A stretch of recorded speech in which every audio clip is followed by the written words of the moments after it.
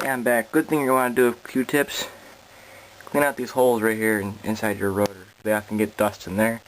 And these holes are for ventilation, keeping your rotor cool. So you want to make sure they're nice and clean. Okay, on to the bearing.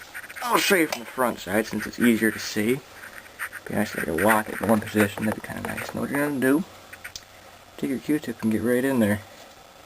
You want to get all the crud out of there. And I'm going to see if I can position the light so you can see. But there is actually a drain hole. It's kind of hard to see. But you see the light coming up from the bottom? That is a drain hole. Now what happens is the oil comes up through the center of that bronze bearing. You can see a hole in the center of that bearing. Oil comes through the wick right there. And then it travels to the ends of the bearing. When it gets to the ends, it just kind of drips down into this cavity and returns back into the oil cup through that hole in the bottom. That's the drain hole. You want to make sure that hole's clear because the oil actually circulates through here and it will get dirty over time. And see, this is black from me cleaning it out. So that means you're going to want to change the oil in your oil cup every so often. Now, this isn't actually a wick. That's just a rolled up piece of cotton. Because I don't actually have a wick for this fan. This fan didn't even have a wick when I got it. It was just a piece of leather, which somebody must have thought it would do something, but really doesn't do much at all. It may in fact end up destroying your bearings. So I figured a piece of cotton would be a good temporary solution, just for now.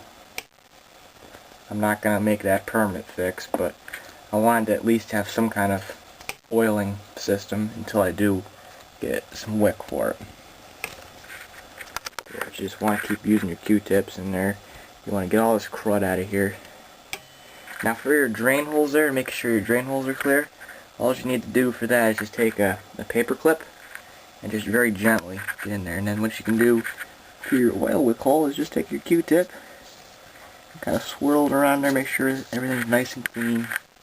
Go through your bearing with your Q-tips. Now, make sure you're using clean Q-tips. You're not reusing your dirty ones. You just want to make sure everything's nice and clean. Clean your shaft up. You can use a paper towel, tissues, whatever. Just make sure you get everything nice and clean before you put it back together again. And before you go put everything back together again, just take a couple drops of oil right in your shaft. And then that way you're sure. Alright, in this particular fan, it turns out my issue is in my back bearing, but I'll work that out. I can see metal grindings and stuff. The front part of my shaft is badly worn, and this motor I might end up replacing. I don't know how I'm going to do that, but I'm going to try doing something. Now to realign your front bearing in this particular fan is the only one that's realignable. Your back bearing's fixed. What you're going to do is just use your motor shaft. You could even use a pencil. What you're going to do is just gently slide it right in there. And you pull down, up, side, side. You just kind of wiggle it around and you free it up. These are called self-aligning bearings. And you just want to wiggle it around, make sure it's nice and free.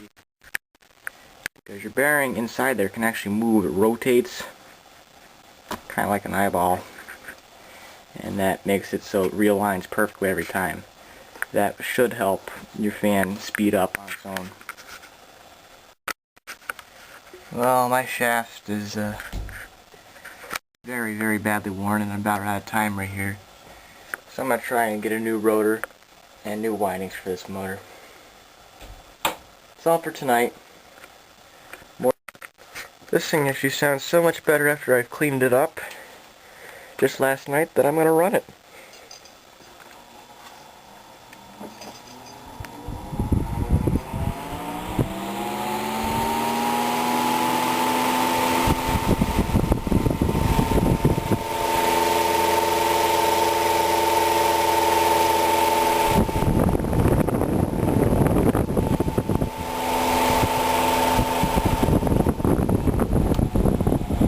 Motor howls on low. I'm not quite sure why. I think the windings must be weak because it spins real free.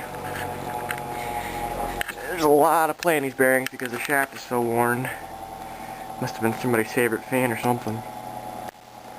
I'm not exactly sure, but It's a very, very nice looking fan still to this day.